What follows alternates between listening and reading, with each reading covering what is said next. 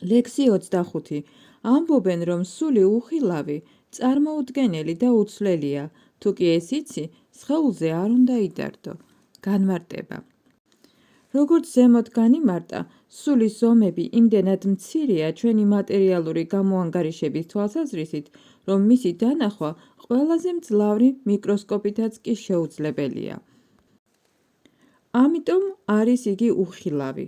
რაც შეეხება სულის არსებობას, ამის მეცნიერული დადასტურება ცდებით არავის ძალუძს. ამის დამამოწმებელი მხოლოდ შრუტი, ანუ ვედური სიბრძნეა.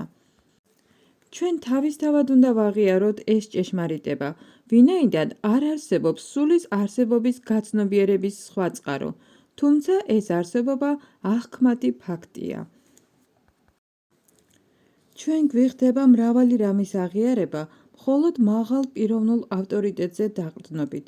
ვერავინ უარყოფს საკუთარი მამის არსებობას, თუ კი პატივს სცემს დედის ავტორიტეტს, რის გარდა არც არსებობს მამის ვინაობის დადგენის სხვა წყარო. სწორედ ასევე, სულის არსებობის შეცნობის ერთადერთი წყარო ვედების შესწავლაა. სხვა სიტყვებით რომ ვთქვათ, სული მიუწვდომელია ადამიანთა ექსპერიმენტული ცოდნისათვის. ვედებში დადასტურებულია, რომ სული ცნობიერებაა. ცნობიერია, ჩვენც უნდა ვაღიაროთ ეს. სხეულისგან განსხვავებით, სული არ იცვლება და უსასრულო უზენაეს სულთან შედარებით მუდამ ატომის მდგომარეობა უკავია. უზენაესი სული უსასრულოდ დიდია, ცოცხალი არსების სული კი უსასრულოდ მცირე, ანუ ატომის ოდენა. ამიტომ სულის უცვლელობიდან გამომდინარე, იგი ვერასოდეს გაუტოლდება უსასრულო სულს, ანუ ღმრთეების უზენაეს პიროვნებას. ეს დებულება ვედებში სხვადასხვანაირი ფორმით მეორდება, რათა ეჭვშეუვალი იყოს სულის არსებობის უტყუარობა. გამეორება საჭიროა რაიმე საკითხის ბოლომდე, უშეცდომოდ გასაგებად. ლექსი 26. თუ მაინც ფიქრობ, რომ სული, ანუ სიცოცხლის ნიშნები მუდამ იბადება და კვდება, მაინც არა გაქვს გლოვის მიზეზი, ომკლავ მაგარო. განმარტება.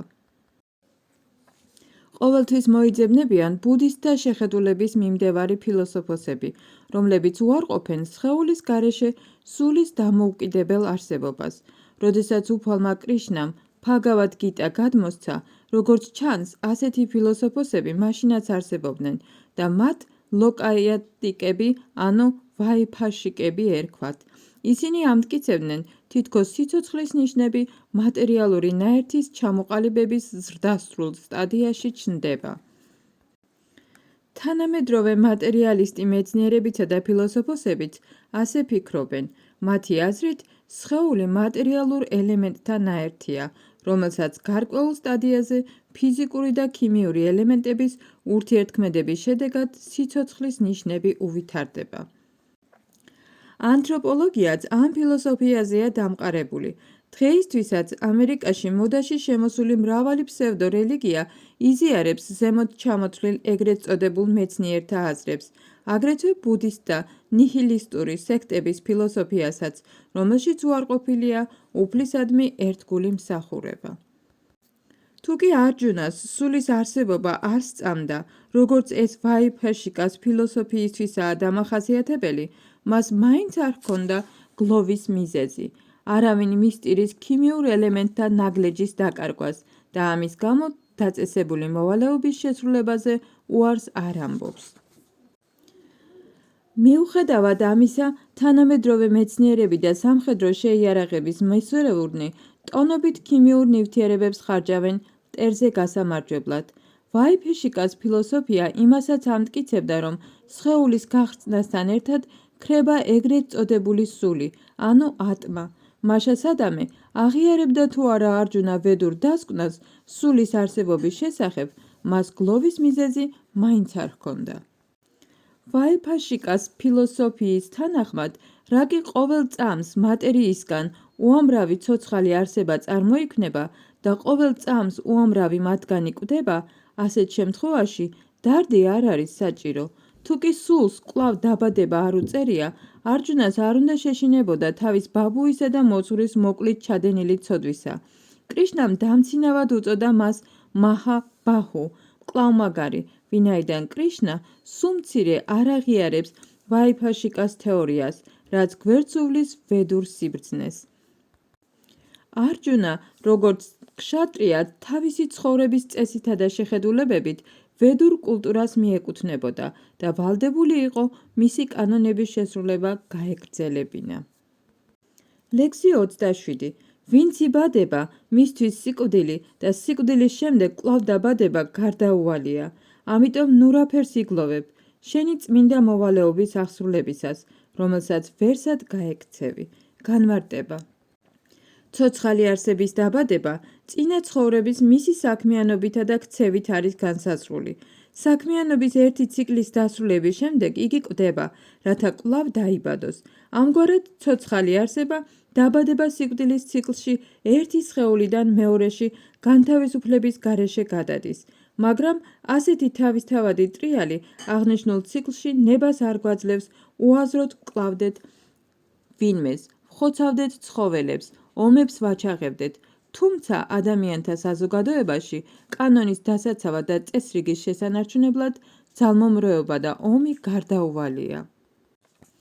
კურუქშეტრას ბრძოლა, როგორც უზენაესის ნება, გარდაუვალი გახდათ და მასში, როგორც სამართლიანი საქმისთვის ბრძოლაში, მონაწილეობა ქშატრიას წმინდა მოვალეობაა. რატომ უნდა შეშინებულიყო ან დამწუხრებულიყო არჯუნა ამ ომში თავისი ნათესავების სიკვდილის გამო, თუ კი სწორად აღასრულებდა თავის მოვალეობას? მას კანონის დარღვევის უფლება არ ჰქონდა. წინააღმდეგ შემთხვევაში ცოდვებით დამძიმდებოდა, რისიც ასე ეშინოდა. თუ კი საკუთარი მოვალეობის შესრულებაზე უარს იტყოდა, სიკვდილისგან მაინც ვერ იხსნიდა თავის ახლობლებს და დაეცემოდა მოქმედების არასწორი გზის არჩევის გამო. ლექსი 28. ყოველი შექმნილი არსება ჯერ გამოუვლენელია, შუალედურ მდგომარეობაში ვლინდება და სამყაროს განადგურების შემდეგ კვლავ გამოუვლენელი ხდება. მას ღირს კი მათზე გლოვა? განმარტება. თუ კი ვაღიარებთ ფილოსოფიის ორგვარ კონცეფციას, რომელთაგან ერთის მიმდევრებს სჯერათ სულის არსებობისა, მეორეთ არა, არც ერთ შემთხვევაში არ არსებობს გლოვის მიზეზი. მათ, ვისაც სულის არსებობა არ სწამთ, ვედური მოძღვრების მიმდევრები ათეისტებს უწოდებენ. მიუხედავად ამისა, თუ კი მსჯელობის საბაბით ათეისტების თეორიას ვაღიარებთ, მაინც არ გვაქვს მწუხარების მიზეზი. სამყაროს შექმნამდე მატერიალური ელემენტები გამოუვლენელ მდგომარეობაში იყვნენ. გამოუვლენელობის ამ ნატიფის სტადიიდან ისინი შემდეგ გამოვლენილ ეტაპზე გადადიან, ანუ ნატიფიდან უხეშ მდგომარეობაზე. ეთერისგან წარმოიქმნება ჰაერი, ჰაერისგან ცეცხლი, ცეცხლისგან წყალი, წყლისგან კი ვლინდება მიწა, რომლისგანაც ასევე აურაცხელი გამოვლინება მომდინარეობს. მაგალითისთვის აიღეთ ცათაბჯენი, რომელიც თავისი არსით მიწის გამოვლინებაა.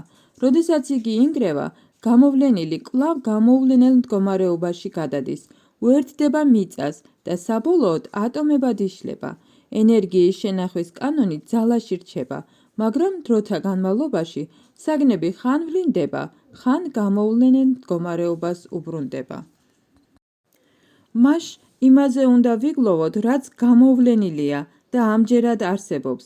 თუ რამაც არსებობა შეწყვიტა და გამოუვლენელ მდგომარეობას დაუბრუნდა, გამოუვლენელ მდგომარეობაშიც ასე თუ ისე არც ერთი ელემენტი არ იკარგება. დასაწყისშიც და ბოლოშიც ყოველი ელემენტი გამოუვლენელ მდგომარეობაში იმყოფება და მხოლოდ შუალედურ სტადიაში ვლინდება, რაც რეალურად არავითარ მატერიალურ განსხვავებას არ ქმნის. თუ კი ვაღიარებთ ბჰაგავად გიტაში მოცემულ ვედურ დასკვნას, რომლის თანახმადაც ყველა მატერიალური სხეული დროთა განმავლობაში იღუპება, ხოლო სული მარადიულია, მუდამ უნდა გვახსოვდეს, რომ სხეული სამოსელს გავს, მას ტანსაცმლის ცვლა რატომ უნდა ვიდარდოთ? მარადიულ სულთან შედარებით მატერიალური სხეული რაღაც არარსებულს, ანუ სიზმარს გავს. სიზმარში ვფიქრობთ, რომ ცაში დავფრინავთ ან მეფესავით ეტლში ვართ მოყალათებულნი, მაგრამ გამოვიღვიძებთ და არც ცაში ვართ და არც ეტლში. ვედური სიბრძნე, რა კი მატერიალური სხეული, არარსებული, წარმავალია, მოგვიწოდებს გავაცნობიეროთ ჩვენი სულიერი ბუნება. ამიტომ გჯერა თუ არა სულის არსებობისა, არც ერთ შემთხვევაში არ ღირს სხეულის დატირება. ლექსი 29. ერთნი შეჰყურებენ სულს როგორც საოცრებას, მეორენი საუბრობენ მასზე როგორც საოცრებაზე, სხვანი ისმენენ, რომ იგი საოცრებაა. არიან ისეთებიც, რომლებიც სულის შესახებ მოსმენის შემდეგაც საერთოდ ვერ სწვდებიან მას. განმარტება. ვინაიდან გიტა უპანიშადი მნიშვნელოვნად უპანიშადების ფილოსოფიაზეა აგებული, არაა გასაკვირი, რომ მსგავს ლექსს კათჰვა უპანიშადშიც ვხვდებით. განსაცვიფრებელია, რომ უსასრულოდ პატარა სული იმყოფება დიდი ცხოველის სხეულშიც, უზარმაზარი ბანიანის ხეშიც და მიკრობულ არსებებშიც, რომლებიც მილიონობითა და მილიარდობით მხოლოდ ქინძისთავის წვერისოდენად სივრცეს იკავებენ. მწირი ცოდნის მქონე ან მიწიარ სიამოვნებას გადაყოლილი ხალხი ვერ ხვდება ინდივიდუალური პაწაწინა სულიერი ნაბერძგლის საოცრებებს, მაშინაც კი, როცა მას განმარტავს ვედური ცოდნის დიადი ავტორიტეტი, რომელიც სამყაროში პირველ ცოცხალ არსება ბრაჰმასაც კი ასწავლიდა. სამყაროზე უხეში მატერიალური შეხედულების გამო დღეს ადამიანთა უმრავლესობას ვერც წარმოუდგენია, როგორ შეიძლება ესოდენ ციცქნა ნაწილაკმა მიიღოს ასე უზარმაზარიც და ასე უსაზღვროდ მცირე ფორმაც. ამრიგად ხალხს მხოლოდ აოცებს სულის ბუნების გამოვლინება ან მისი აღწერილობის შესახებ მოსმენა. მატერიალური ენერგიით ცდუნებადი თანამედროვე ხალხი იმდენადაა ჩაფლული საკუთარ გრძნობათა დაკმაყოფილებაში, რომ საკუთარი ჭეშმარიტი მეს შესაცნობად დრო აღარც რჩებათ. თუმცა ფაქტია, რომ ამის გარეშე არსებობისთვის ბრძოლაში ყოველი მისი საქმიანობა საბოლოოდ მარცხით მთავრდება. მათ ალბათ ვერც წარმოუდგენიათ, რომ ადამიანმა სულზე უნდა იფიქროს და ამით მოერიოს მატერიალური ყოფისთვის დამახასიათებელ უბედურებებს. ზოგიერთები, რომელთაც სულის გაცნობიერება სურთ, ესწრაფიან სულიერების თემაზე ლექციებს, ურთიერთობენ სულიერად ამაღლებულ ადამიანებთან, მაგრამ ზოგჯერ უგუნურება ეძალებათ და იჯერებენ, რომ ზესული და ინდივიდუალური სული ერთმანეთის თანაბარი არიან. დღეს ძალიან ძნელია ისეთი ადამიანის პოვნა, რომელსაც ზესულისა და ინდივიდუალური სულის მდგომარეობა, მათი ბუნება, ურთიერთობები და ყოველი დანარჩენი დიდი თუ მცირე დეტალი სრულყოფილად ესმოდეს. კიდევ უფრო ძნელია ისეთი ადამიანის პოვნა, რომელმაც სულის შესახებ ცოდნის უპირატესობით სრულად ისარგებლა და შეუძლია სულის ყოველმხრივი დახასიათება. ასე რომ თუ კაცი სულის ბუნების გაგებას ასე თუ ისე შეძლებს, მისი ცხოვრება წარმატებული იქნება. სულის შესახებ მეცნიერების სიღრმეში ჩაწვდომის უადვილესი გზაა ვაღიაროთ ფაგავად გიტას დებულებები, რომელსაც უზენაესი ავტორიტეტი უფალი კრიშნა თავად გადმოგცემს და იოტისოდენაც არ უნდა გადაუხვიოთ მათ. ამასთან ფრთხილად ვიყოთ, არ შეგვაცდინოს სხვა თეორიებმა, სანამ ადამიანი კრიშნას ღმრთეების უზენაეს პიროვნებად აღიარებას შეძლებს, ან წინა ცხოვრებაში საკმაოდ დიდი ეპითემიები, მსხვერპლშეწირვები უნდა ჰქონდეს აღსრულებული, მაგრამ კრიშნას ჭეშმარიტი სახით შეცნობა შეიძლება წმინდა ერთგულის უმიზეზო წყალობით და არც ერთი სხვა გზით. ლექსი 30. ო ფარატას შთამომავალო, შეუძლებელია იმის მოკლა, ვინც მოცემულ სხეულში ცხოვრობს, ამიტომ ნურთეთ ცოცხალ არსებაზე ნუიდარდებ. განმარტება. ახლა უფალს გამოაქვს დასკვნა იმ მითითებებიდან, რითაც სულის უცვლელი ბუნების შესახებ გვასწავლიდა. უფალი კრიშნა, რომელმაც სული მრავალმხრივ დაახასიათა, ადასტურებს, რომ სული მარადიულია და სხეული ხრწნადი. ამიტომ არჯუნამ, როგორც ქშატრიამ, არ უნდა მიატოვოს თავისი მოვალეობა იმის შიშით, რომ მისი ბაბუა და მასწავლებელი, ანუ ფიშმა და დრონა, ბრძოლაში დაიღუპებიან. შრი კრიშნას ავტორიტეტზე დაყრდნობით, ადამიანმა უნდა ირწმუნოს სულის მარადიულობა, რითაც იგი განსხვავდება მატერიალური წარმავალი სხეულისგან და არა ის, რომ საერთოდ არ არსებობს სული და რომ სიცოცხლის ნიშნები ვლინდება ქიმიური ელემენტების ურთიერთქმედების შედეგად, მატერიის განვითარების გარკვეულ სტადიაზე. სულის უკვდავების გაგება ძალმომრეობის ნებას არ გვაძლევს, მაგრამ ამავე დროს არავინაა ბრძოლის წინააღმდეგი, რომ ომის დროს იგი შესრულდეს აუცილებლობის შემთხვევაში. ამ აუცილებლობას კი უნდა უძღოდეს უფლის ნებართვა და არა პირადი ახირება. ლექსი 31. შენი როგორც ქშატრიას მოვალეობაზე ფიქრისას, გახსოვდეს, რომ შენთვის არ არსებობს უკეთესი საქმიანობა, ვიდრე ბრძოლა რელიგიური მცნებებისთვის. მაშ საიდან უნდა ჰქონდეს ყოყმანის მიზეზი? განმარტება. საზოგადოების 4 ფენიდან მეორე ფენის ქშატრიების წარმომადგენლებს ვალად ძევს სახელმწიფოს მართვა რელიგიური კანონების მიხედვით. სიტყვა ქშატრიას პირველი ნაწილი ქშატ ნიშნავს ზიანს, მეორე ნაწილი ტრია კი მომდინარეობს სიტყვიდან ტრიატე და ნიშნავს დაცვას. ასე რომ ქშატრია არის ის, ვინც ადამიანებს ზიანის მიმყენებელთაგან იცავს. საბრძოლო ხელოვნებაში ქშატრიები ნადირობის დროს იწვრთნებოდნენ. ისინი მიდიოდნენ ტყეში, ხოცავდნენ ნადირს, პირისპირ იწვევდნენ ვეფხს და ხმლით ებრძოდნენ მას. მოკლულ ვეფხს კოცონზე წვავდნენ, იმ ადათის მიხედვით, რასაც დღესაც იცავენ ჯაიპურის შტატის ქშატრია მეფეები. ქშატრიები საგანგებოდ სწავლობდნენ ტრის ბრძოლაში გამოწვევასა და მოკლას. ამის უფლებას ზოგჯერ იძლეოდა რელიგიური ძალმემბრეობის აუცილებლობა. აქედან გამომდინარე, ქშატრიების მოვალეობა არასოდეს ყოფილა უშუალოდ სანიანსას ანუ განდეგილის ცხოვრების წესის მიღება. არაძალმომრეობას პოლიტიკაში შეიძლება დიპლომატიური დატვირთვა ჰქონდეს, მაგრამ პრინციპულ აუცილებლობას ან კანონს არასოდეს წარმოადგენს, რელიგიურ კოდექსში ნათქვამია. მეფე ან ქშატრია, რომელიც ბრძოლის ველზე მოწინააღმდეგე მეფესთან შერკინებაში დაიღუპება, ღირსია იმისა, რომ ზეციურ პლანეტას მიაღწიოს, სადაც სიკვდილის შემდეგ ბრაჰმანებიც ხვდებიან, რომლებიც სამსხვერპლო ცეცხლში ცხოველთა შეწირვას აღასრულებენ. ამიტომ რელიგიური პრინციპების გამო ბრძოლის ველზე მკვლელობა და სამსხვერპლო ცეცხლზე ცხოველთა შეწირვა ძალმომრევებად არ ითვლება. შეწირული ცხოველი მაშინვე სახეობიდან სახეობაში თანდათანობით ევოლუციური პროცესის გაუვლელად ადამიანის სხეულით იბადება. ბრძოლის ველზე მოკლული ქშატრიაც ზეციურ სამოთხემდე აღწევს იმ ბრაჰმანივით, რომელსაც ეს სიკეთე ერგო მსხვერპლ შეწირვათა შესრულებით. არსებობს ორი სახის სვათარმა, ანუ შასტრების მიერ დადგენილი ორი მოვალეობა. მატერიალური ტყვეობიდან განთავისუფლებამდე ადამიანმა რელიგიურ მცნებათა შესაბამისად უნდა შეასრულოს საკუთარი მოვალეობები, რათა განთავისუფლებას მიაღწიოს. როცა იგი განთავისუფლებას მიაღწევს, მისი სვათარმა სულიერებას იძენს და სხეულზე მატერიალურ შეხედულებებთან კავშირს წყვეტს. სიცოცხლეზე სხეულისეული წარმოდგენის თანახმად არსებობს ბრაჰმანთა და ქშატრიათა შესაბამისი მოვალეობები და შეუძლებელია ასეთი მოვალეობებისგან თავის არიდება. სვათარმა უფლის მიერ არის დაწესებული და ეს საკითხი მეოთხე თავში იქნება განხილული. მატერიალური ასპექტით სვათარმას ეწოდება ვარნაშრამა თარმა, ანუ ისეთი საზოგადოებრივი წყობილება, რაც ადამიანს სულიერ შემეცნებაში ეხმარება.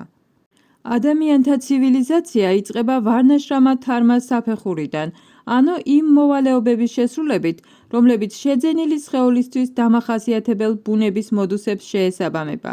მაღალი ავტორიტეტებისგან მითითებულ მოვალეობათა შესრულება მოღვაწეობის ნებისმიერ სფეროში ადამიანს თანდათან აამაღლებს და მიჰყავს უმაღლეს სულიერ დონემდე.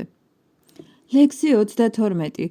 ო პართა, ბედნიერი არიან ის ქშატრიები, რომელთაც თავისთავად ეძლევათ ბრძოლის ისეთი შესაძლებლობა, რომელიც ზეციური პლანეტების ჭიშკარს უღებს მათ.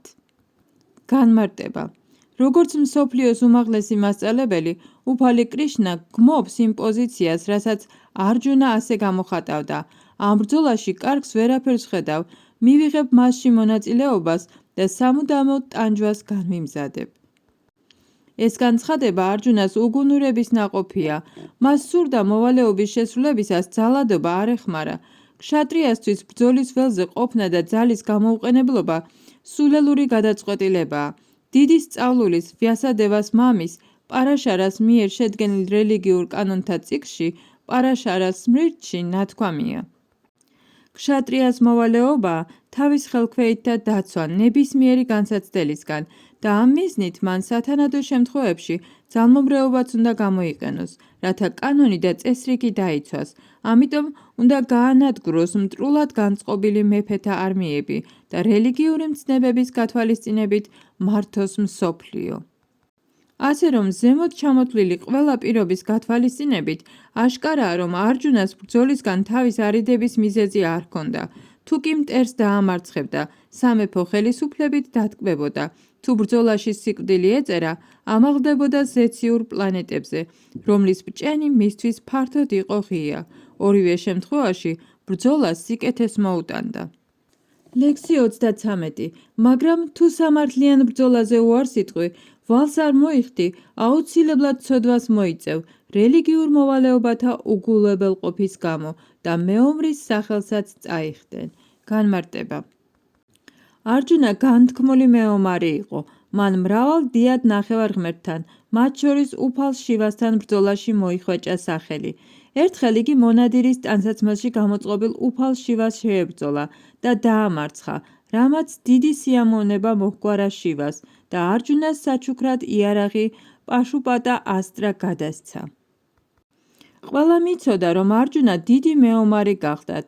დრონაჩარიამაც კი დალოცა და განსაკუთრებული იარაღი უბოძა მას, რომლითაც საკუთარი მოძღვრის მოკლაც შეეძლო. ამრიგად, მრავალმა ავტორიტეტმა, მათ შორის მისმა მამობილმა, ზეცის მეფე ინდრამაც კი აღიარა არჯუნას სამხედრო დამსახურებანი. ასე რომ, თუ არჯუნა ბრძოლას მიატოვებდა, ამით არამარტო უგულებელყოფდა თავის როგორც ქშატრიას განსაკუთრებულ მოვალეობას, არამედ მთელ დიდებასა და კეთილ სახელსაც წაიხდენდა და ჯოჯოხეთისკენ მიმავალ გზას დაადგებოდა.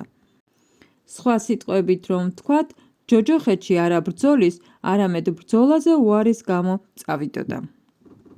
ლექსი 34. ხალხი მუდამ შენ შერცხვენაზე ილაპარაკებს, პატივცემულ ადამიანს კი უსახელობას სიკვდილი ურჩევნია. განმარტება.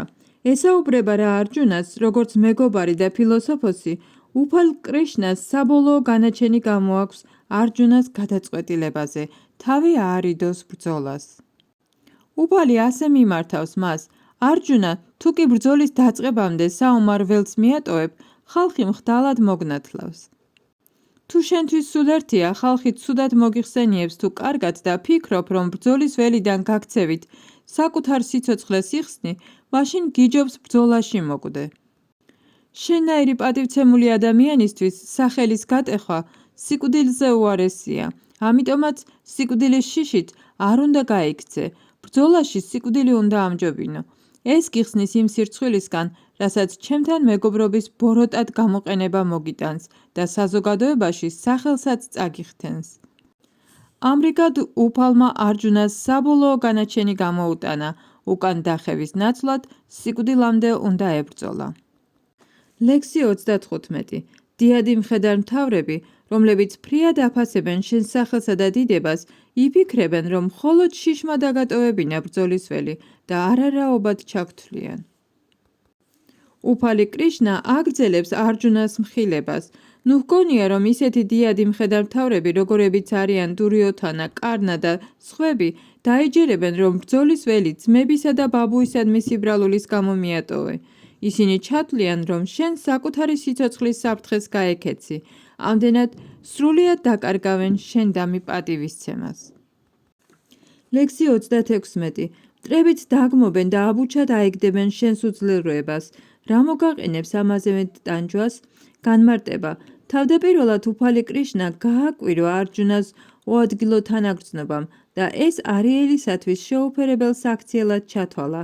შემდეგ დამაჯერებლად დაუსაბუთა, რომ მართალი იყო, როცა არჯუნას ეგრეთ წოდებული თანაგრძნობა არ მოუწონა. ლექსი 37. ო კუნტის შვილო, შენ ან ბრძოლის ველზე მოკვდები და ზეციურ პლანეტებს მიაღწევ, ან გაიმარჯვებ და მიწიერი სამეფოს მართველი გახდები. ამიტომ მოუხმე სიმტკიცეს, ახსდე და იბრძოლე. განმარტება.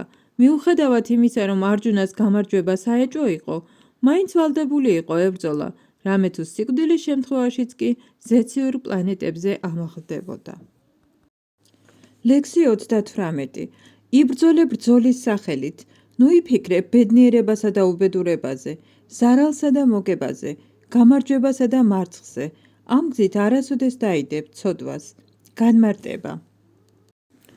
ახლა უფალი კრიშნა პირდაპირ უცხადებს არჯუნას იბრძოლოს ბრძოლისთვის, ვინაიდან ეს თავად კრიშნას სურვილია. კრიშნას ცნობიერებაში მოქმედებისას ადამიანი არ ფიქრობს ბედნიერებასა და უბედურებაზე, დანაკარგსა და სახელზე, გამარჯვებასა და მარცხზე. თუ ადამიანს ესმის, რომ ყველაფერი კრიშნას საამებლად უნდა შესრულდეს, ეს უკვე ტრანსცენდენტულ ცნობიერებად იწოდება. ასეთ შემთხვევაში მისი საქმიანობა არ იქნება მატერიალური, ისინი შესაბამის შედეგებსაც არ გამოიწვევს.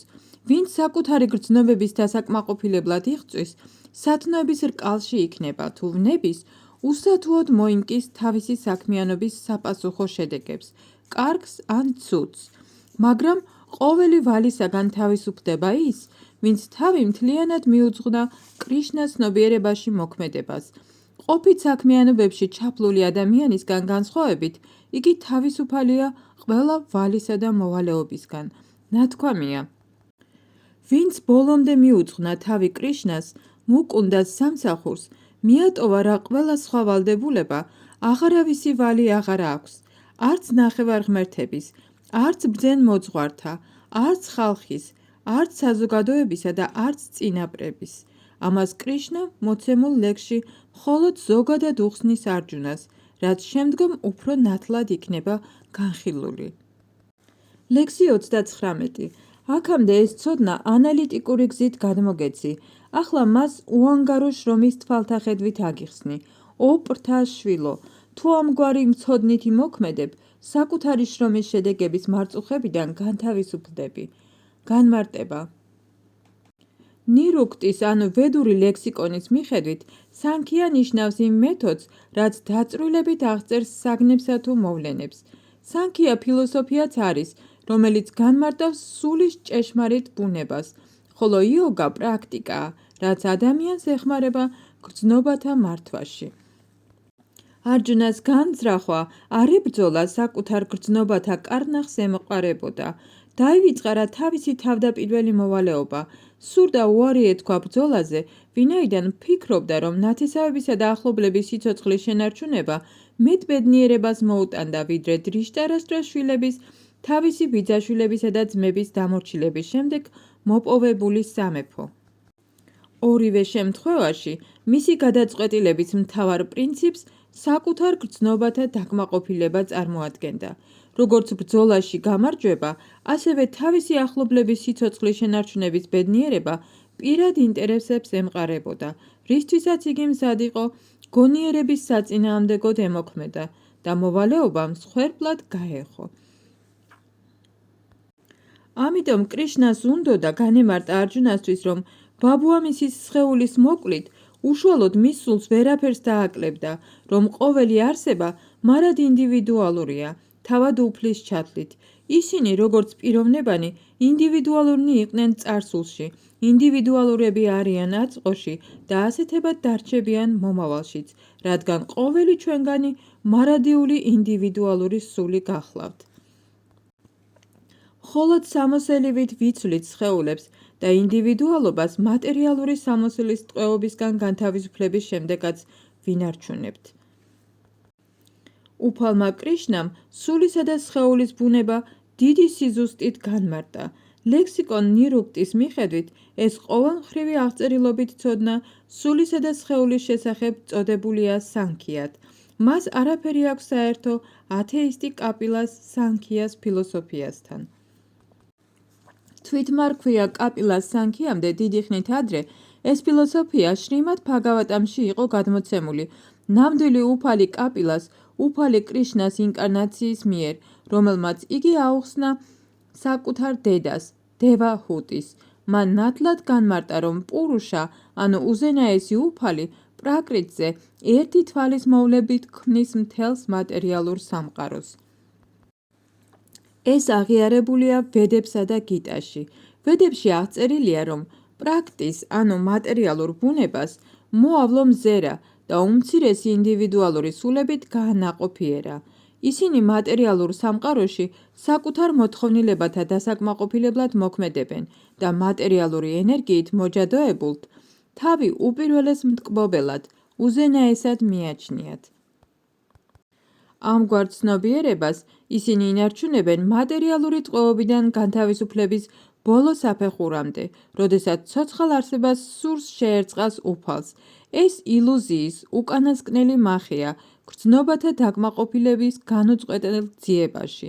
მხოლოდ მრავალი დაბადების შემდეგ ყველაზე ამაღლებული სულები მიენდობიან ვასუდევას, უფალ კრიშნას, რითაც ისინი ასრულებენ უმაღლესი ჭეშმარიტების ძიებას.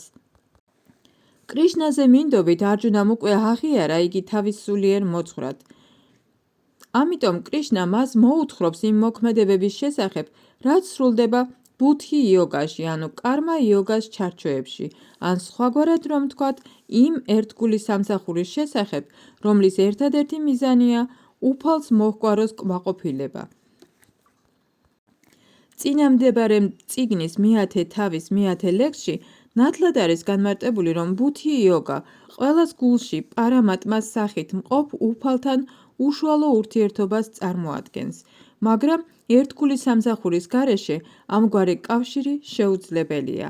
ამიტომ ის, ვისაც უფალთან ერთგული, ანუ ტრანსცენდენტული სასიყვარულო ურთიერთობა აკავშირებს, ანუ სხვანაირად რომ ვთქვათ, კრიშნას ცნობიერებაში მყოფი პიროვნება უფლის განსაკუთრებული წყალობით ბუთი იოგას საფეხურს აღწევს.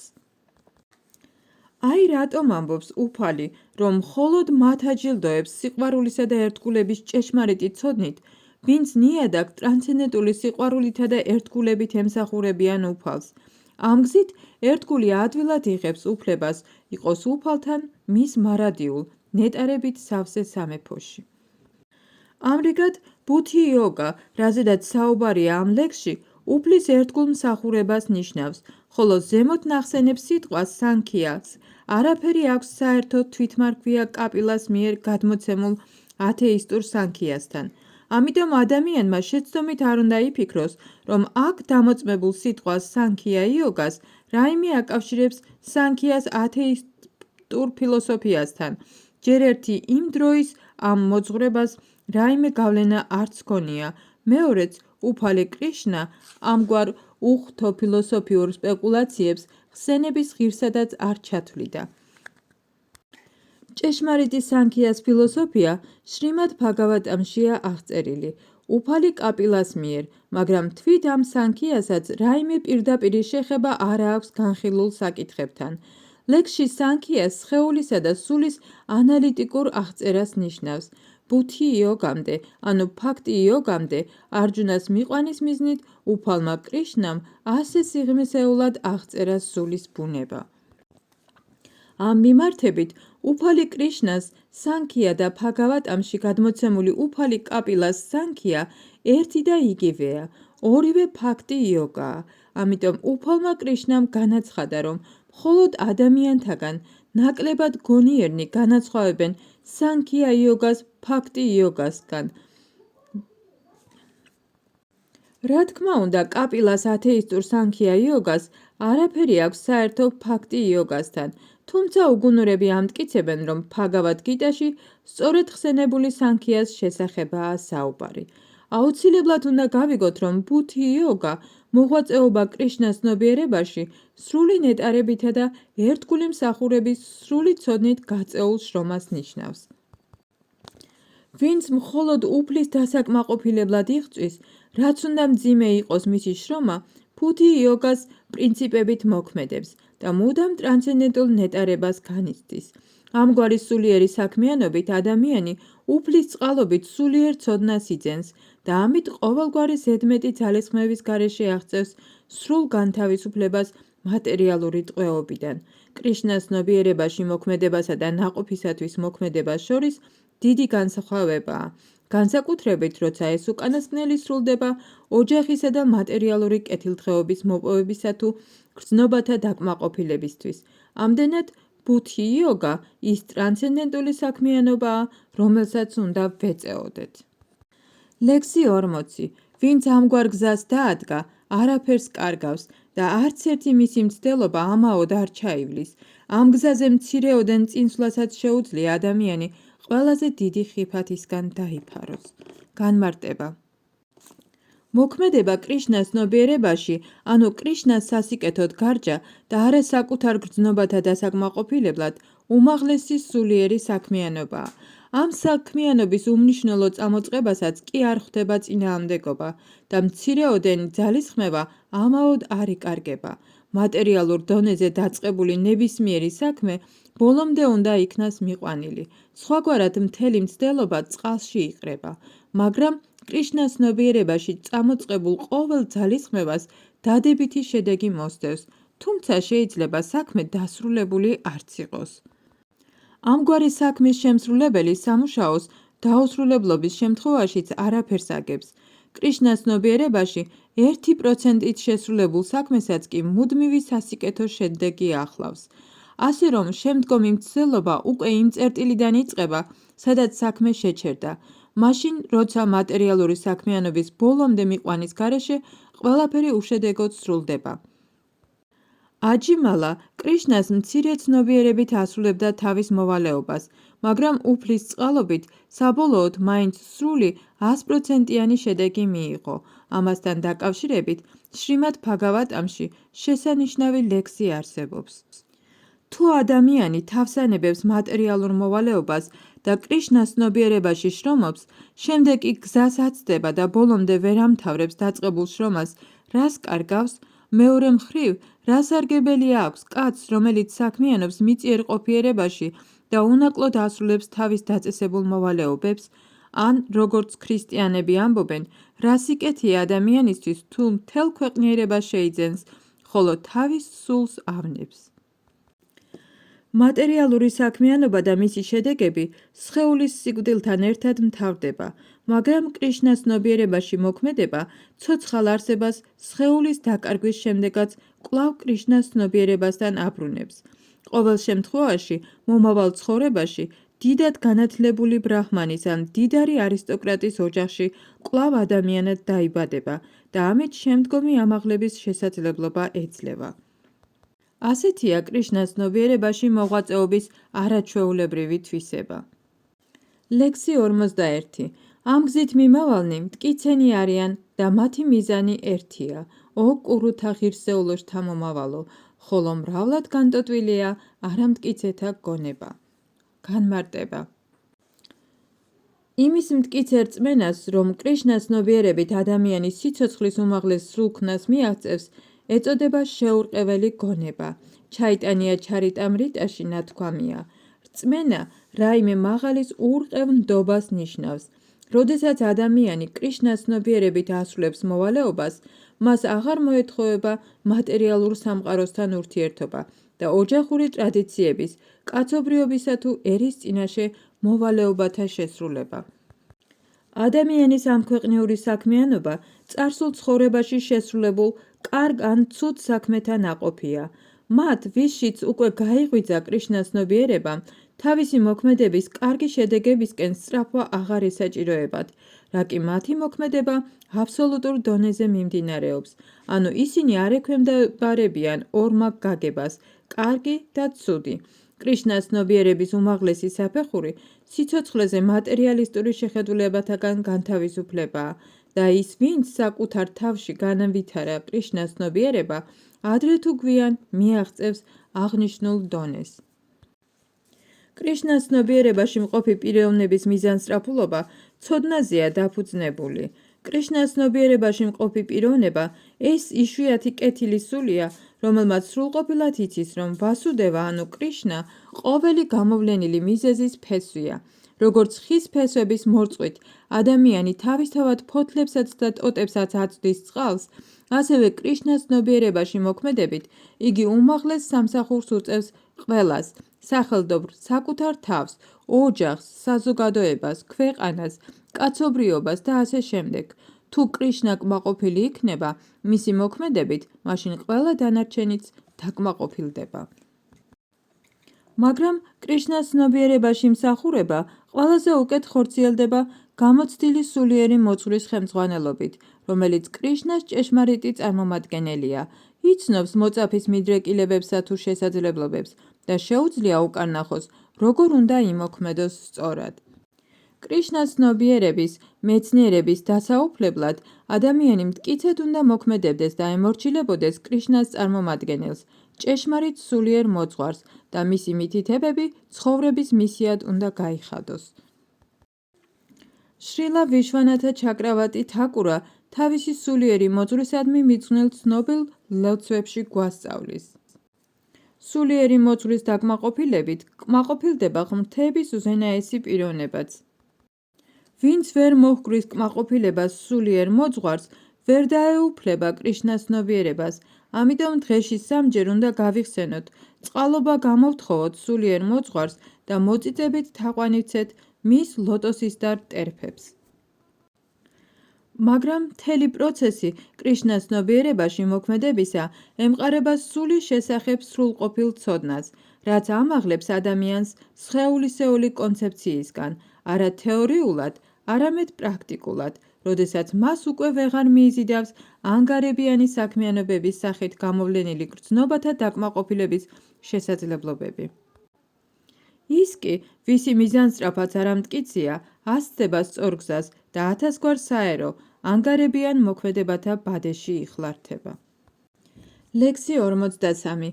წირი ცოდნის მქონე ადამიანებს იზიდავს ვედების ხატოვანი ენა, რაც მათ მოუწოდებს შეასრულონ სხვადასხვა სახის კარმიული რიტუალები, რათა ამაღდნენ ზეციურ პლანეტებზე, დაიბადონ მდიდარ და ცნობილ ოჯახში, მოიპოვონ ძალაუფლება და სხვა სიკეთენი. გრძნობათა დაკმაყოფილებისა და ფუფუნებით ცხოვრების მოსურნენი აცხადებენ, რომ არაფერია ამაზე ამაღლებული. განმარტება.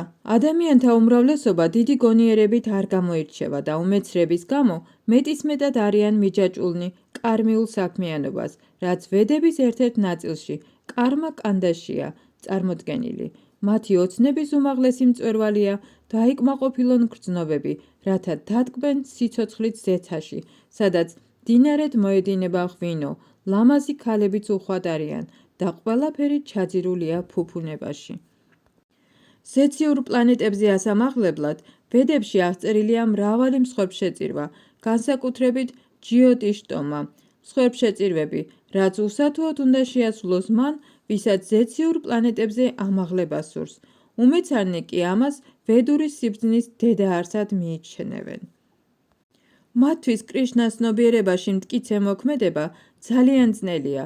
როგორც სულელებს იზიდავს, შხამიანი ხის ყვავილები და მოსალოდნელ შედეგებზე წარმოდგენაც არა აქვთ, ასევე ხიბლავს უცოდინართ ამგვარი ზეციური ფუფუნება და მასთან დაკავშირებული გრძნობათა დაკმაყოფილება. ვედების ნაწილში კარმა კანდა ნათქვამია, რომ ისინი, ვინც 4 თვის მანძილზე გადიან ეპითემიას და ინანიებენ ცოდვებს, ღირსი ხდებიან შესვან ზეციური ნექტარი, სომა რასა, რომელიც უკვდავებასა და მარადიულ ბედნიერებას მოუტანს მათ. თვით დედამიწაზეც ბევრს აქვს დიდი სურვილი იგემოს სომა რასა, რათა ძალღონე შეემატოს და გრძნობებით ტკბობა შეძლოს. ამგვარ ადამიანებს მატერიალური ტყვეობიდან განთავისუფლების არავითარი რწმენა არ გააჩნიათ და მეტისმეტად არიან მიჯაჭვული ვედური მსხვერპლშეწირვების მდიდრულ ცერემონიებს. როგორც წესი, ისინი მონები არიან თავიანთი ავხორცობისა და ზეციური სიამოვნებების გარდა არაფერის სურთ.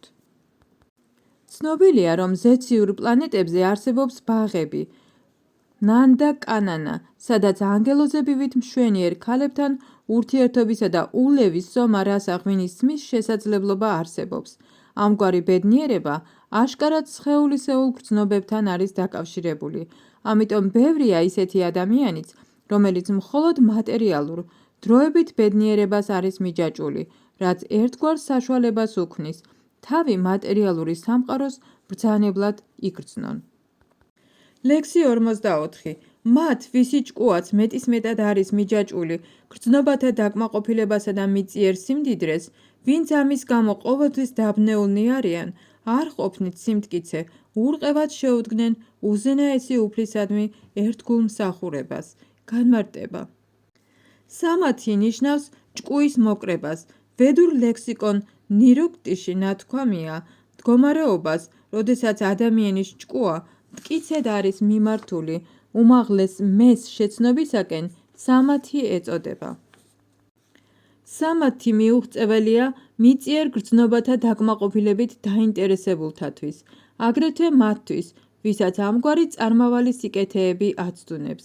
მატერიალური ენერგია ასეთ ადამიანებს ცხოვრების გზაზე გადაულოხავ დაბრკოლებებს უქმნის. ლექსი 45. ვედები უმთავრესად მატერიალური ბუნების სამი მოდუსის ფარგლებში საქმიანობას ეხება. ო არჯონა, აღიმართე ამ სამ მოდუსზე მაღლა, განთავისუფლდი ყოველგვარი ორმაგობის გამოვლინებისგან, ამ სამყაროში რაიმეს მოხვეჭასა თუ შენარჩუნებაზე შფოთვისგან და მყარად დადექი შენს ჭეშმარიტ მეში. განმარტება. ყოველ მატერიალურ საქმიანობას მატერიალური ბუნების სამ მოდუსში ქმედებებისა და უკუქმედებების ჯაჭვი მოჰყვება. აღნიშნული საქმიანობა პირადი სიამოვნების მომნიჭებელი კარმული შედეგებისკენაა მიმართული, ამიტომაც წარმოადგენს იგი მატერიალურ სამყაროში ტყვეობის მიზეზს. ვედების დიდი ნაწილი კარმიული საქმიანობის სწორ შესრულებას გვასწავლის, რათა გრძნობათა დაკმაყოფილების დონიდან თანდათანობით ტრანსცენდენტულ დონემდე აამაღლოს ცოცხალი არსება. როგორც თავის მოწაფესა და მეგობარს, კრიშნა რჩევას აძლევს არჯუნას ამის ნაცვლად აამაღლდეს ვედანტას ფილოსოფიის დონემდე, რომლის დასაწყისში დასმულია ფარაამა ჯიჯნასა, ანუ შეკითხვები უმაღლესი სულიერის საწყისის შესახებ. მატერიალურ სამყაროში ყოველი ცოცხალი არსება თავგამოდებით იბრძვის არსებობისთვის.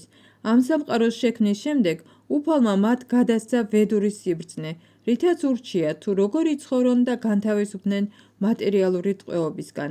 თავიდან ცოცხალი არსებები მხოლოდ გრძნობათა დაკმაყოფილების საქმიანობებით არიან დაკავებულნი, რომლის შესახებაც საუბარია ვედების ერთ-ერთ ნაწილში, კარმა კანდა, ხოლო ამ საქმიანობის დასრულების ეტაპზე მათ სულიერი თვითშემეცნების შესაძლებლობა ეძლევათ. ეს კი აღწერილია უპანიშადებში. ეს უკანასკნელი ვედების სხვა ნაწილებს წარმოადგენენ, ისევე როგორც ბჰაგავად გიტაა მეხუთე ვედას, ანუ მაჰაბჰარატას ნაწილი. უპანიშადებით იწყება ტრანსცენდენტული ცხოვრება. სანამ ცოცხალი არსება მატერიალურ სხეულშია, მას მატერიალური მოდუსების გავლენის ქვეშ უწევს საქმიანობაც და მისი ნაყოფის მიღებაც. ადამიანმა უნდა ისწავლოს ისეთი ორმაგობების ატანა, როგორიცაა ბედნიერება და უბედურება, სიცივე და სიცხე და ამ გზით განთავისუფლდეს მოპოვებასა და დაკარგვასთან დაკავშირებული შფოთვებისგან. ამგვარ ტრანსცენდენტულ მდგომარეობას აღწევს ის, ვინც კრიშნას სრული ცნობიერება მოიპოვა და მთლიანად უფლის კეთილი ნების მოიმედია. ლექსი 46. დიდ წყალსაცავს შეუძლია შეასრულოს ყველა მოთხოვნილება, რასაც კი პატარა ჭა ემსახურება. სწორედ ასევე, ვისაც ვედების უმაღლესი დანიშნულება ესმის, იგი ვედებში აღწერილი ყოველი სიკეთის მფლობელი ხდება. განმარტება. ვედური ლიტერატურის ნაწილში კარმა კანდა ნახსენები რიტუალებისა და მსხვერპლშეწირვების დანიშნულებაა, დაეხმაროს ადამიანებს დაადგნენ თვითშემეცნების გზას. საკუთარი თავის შეცნობის გზა ნათლად არის განსაზღვრული ბჰაგავად გიტას მე-15 თავში. ვედების შესწავლის მიზანი უფალი კრიშნას, როგორც ყველაფრის პირველ მიზეზის შეცნობაა, ასე რომ თვითშემეცნება კრიშნას შეცნობასა და მასთან ცოცხალი არსების მარადიული ურთიერთობის გაგებას ნიშნავს. ამ ურთიერთობის შესახებაც არის საუბარი ბჰაგავად გიტას მე-15 თავში. ცოცხალი არსებები კრიშნას განუყოფელი ნაწილაკები არიან, ამიტომ მათთვის კრიშნას ცნობიერების საკუთარ თავში გამოღვიძება, რის საფუძველზეც ისინი აღწევენ თვითშემეცნებას, ვედური გზის უმაღლესი საფეხურია. შრიმად ბჰაგავატამში ეს შემდეგნაირად არის დადასტურებული. ო ჩემო უფალო, ის ვინც შენს წმინდა სახელს გალობით იმეორებს, ჩანდალას, ძაღლის მჭამელის დაბალ ოჯახშიც რომ იყოს დაბადებული, თვითშემეცნების უმაღლეს საფეხურზე იკავებს ადგილს. ამგვარ პიროვნებას უსათუოდ ექნება გავლილი ყოველგვარი ასკეზები და შესრულებული სხვებშეწირვები ვედური რიტუალების თანახმად. მრავალგზის შესწავლილი ვედური ლიტერატურა წირობის წმინდა ადგილებში არაერთხელ განბანვის შემდეგ. ასეთი პიროვნება საუკეთესოა არიელთა შორის. ამრიგად ადამიანს საკმარისი გონიერება უნდა გააჩნდეს ვედების უმაღლესი დანიშნულების გასაცნობიერებლად და არ შემოისაზღვროს ვედური რიტუალების აღსრულებით, გრძნობათა უკვე დაკმაყოფილების მიზნით, ზეციური სამეფოებისკენ არ უნდა მიისწრაფოდეს. დღეს ჩვენს ეპოქაში ჩვეულებრივი ადამიანისთვის ვედური რიტუალების ყოველი წესისა და მოთხოვნის შესრულება შეუძლებელია. ასევე წარმოუდგენელია ვედანტისა და უპანიშადების საფუძვლიანად შესწავლაც. ვედების ყველა დანაწესის განხორციელება დიდ დროს, ძალას, ცოდნასა და სახსრებს მოითხოვს. ჩვენს დროში ეს თითქმის შეუძლებელია. და მაინც ვედური დანაწესების უმაღლესი მიზნის მიღწევა შესაძლებელია უბრალოდ უფლის წმინდა სახელების გალობით, როგორც ამას უფალი ჩაიტანია ყველა დაცემული სულის მხსნელი გვასწავლის. როდესაც ვედური ლიტერატურის დიდმა მცოდნემ პრაკაშანან და სარასვატიმ უფალ ჩაიტანიას კითხა ვედანტას ფილოსოფიის შესწავლის ნაცვლად უფლის წმინდა სახელს ახირებული სენტიმენტალისტივით რატომ გალობდა, უფალმა უპასუხა, რომ მისი სულიერი მოძღვარი დიდ სულელად თვლიდა მას და სთხოვა განუწყვეტლივ გაემეორებია უფალი კრიშნას წმინდა სახელი. იგი ასეც მოიქცა, სულიერ ექსტაზში ჩავარდა და შეშლილს დაემსგავსა. კალის ამ ეპოქაში ადამიანთა უმრავლესობა უგუნურია და ვედანტას ფილოსოფიის გასაგებად საკმარისი ცოდნა არ გააჩნია. ამ ფილოსოფიის უმაღლესი მიზნის გაგება უფლის წმინდა სახელების მორჩილებით, რაიმე შეურაცხყოფის გარეშე გალობით არის შესაძლებელი. ვედანტა ვედური სიბრძნის მწვერვალია, ხოლო ვედანტას ფილოსოფიის ავტორი და მცოდნე უფალი კრიშნა გახლავთ. უმაღლესი ვედანტისტი კი ის დიადი სულია, ვისაც უფლის წმინდა სახელების გალობა ნეტარებას ანიჭებს. ეს მთელი ვედური მისტიკური ცოდნის მიზანს წარმოადგენს. ლექსი 47. შენ უფლება გაქვს შეასრულო შენზე დაწესებული მოვალეობები, მაგრამ შენი შრომის ნაყოფი შენ არ გეკუთვნის. ნუ რასოდეს მიიჩნევ თავს საკუთარ მოქმედებათა შედეგების მიზეზად და ნურც მოვალეობის შესრულებას აირიდებ. განმარტება. აქ განხილულია სამი საკითხი: შასტრებით დაწესებული მოვალეობები, თვითნებური მოქმედება და უმოქმედება. დაწესებული მოვალეობები წარმოადგენს მოქმედებებს, რაც სრულდება იმ მატერიალური ბუნების მოდუსების მიხედვით, რომელთა გავლენის ქვეშაც იმყოფება ადამიანი. თვითნებურია მოქმედება ადამიანის პირადი გადაწყვეტილებით, უმაღლესი ნების გარეშე, ხოლო უმოქმედება დაწესებული მოვალეობების შეუსრულებლობა გახლავთ. უფალმა არჯუნას ურჩია არ ყოფილიყო უმოქმედო, მაგრამ შრომის შედეგებზე მიჯაჭვულობის გარეშე შეესრულებინა დაწესებული მოვალეობა.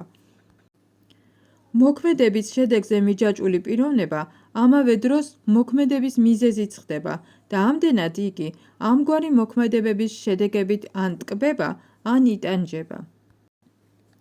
რაც შეეხება დაწესებულ მოვალეობებს, ისინი შეიძლება სამ კატეგორიად დაიყოს: ყოველდღიურ, განსაკუთრებულ შემთხვევებში საჭირო და შემსრულებლისთვის სასურველ საქმიანობებად. შედეგების სურვილის გარეშე წმინდა წერილების მითითებების თანახმად შესრულებული ყოველდღიური საქმიანობა სათნოების მოდუსის რკალშია მოქცეული. შედეგებისთვის შრომა ამ სამყაროში ჩვენი ტყვეობის მიზეზი ხდება, ამიტომ ამგვარი მოქმედება სასიკეთო არ არის. დაწესებული მოვალეობების შესრულების უფლება ყველას აქვს, მაგრამ მოქმედება შედეგზე მიჯაჭვულობის გარეშე უნდა სრულდებოდეს. მოვალეობების ასე უანგაროდ შესრულება ადამიანს უეჭველად აყენებს განთავისუფლების გზაზე. ამიტომ უფალმა არჯუნას მოვალეობის შესასრულებლად შედეგზე ფიქრის გარეშე ბრძოლა ურჩია. მის მიერ ბრძოლაში მონაწილეობაზე უარის თქმა მიჯაჭვულობის ერთ-ერთი მხარეა, რაც ეღობება ადამიანს განთავისუფლების გზაზე. ნებისმიერი სახის მიჯაჭვულობა მოქმედებასა თუ უმოქმედობაზე მატერიალური ტყვეობის მიზეზია. უმოქმედობა ცოდვაა, ამიტომ მოვალეობის მოხდის მიზნით ბრძოლაში მონაწილეობის მიღება არჯუნას ხსნის ერთადერთი სასიკეთო გზა გახლდათ. ლექსი 48. მშვიდად, ყოველგვარი მიჯაჭვულობის გარეშე შეასრულე შენი მოვალეობა, ო არჯუნა, თავი ანებე დარდს გამარჯვებასა და მარცხზე, საკუთარი თავის ასეთი სიდინჯით მართვას იოგა ეწოდება. განმარტება. კრიშნა იოგას პრინციპების მიხედვით მოქმედებას ურჩევს არჯუნას. რა არის იოგა? იოგა ნიშნავს პრაქტიკას, რომლის საშუალებითაც ადამიანი აღწევს თავისი გაუმოძღარი გრძნობების ალაგმას და უზენაესზე ჭკუის კონცენტრაციას. მაგრამ ვინ არის უზენაესი? უზენაესი გახლავთ უმაღლესი მბრძანებელი და ვინაიდან იგი თავად უბრძანებს ბრძოლას არჯუნას, ბრძოლის შედეგები ამ უკანასკნელზე უკვე აღარ არის დამოკიდებული. გამარჯვება ან დამარცხება კრიშნას ნებაა. არჯუნას მხოლოდ მოეთხოვება კრიშნას ბრძანება შეასრულოს. ჭეშმარიტი იოგა სწორედ კრიშნას ნების აღსრულებაა, რაც თავისთავად ხორციელდება კრიშნას ცნობიერების პროცესით. მხოლოდ კრიშნას ცნობიერების პროცესს ძალუძს ადამიანი გაანთავისუფლოს სამყაროზე ბატონობის ოცნებისაგან. ადამიანი უშუალოდ კრიშნას ან კრიშნას მსახურის მსახური უნდა გახდეს. ეს კრიშნას ცნობიერებაში მოვალეობის სწორად შესრულების წინაპირობაა და მხოლოდ მაშინ შეძლებს პიროვნება იოგას პრინციპების შესაბამისად წარმართოს საქმიანობა. არჯუნა ქშატრია გახლავთ და ამიტომ ვარნაშრამა თარმას სისტემას ეკუთვნის. ვიშნუ პურანაში ნათქვამია, რომ ვარნაშრამა თარმას სისტემის მიზანი ვიშნუს დაკმაყოფილებაა.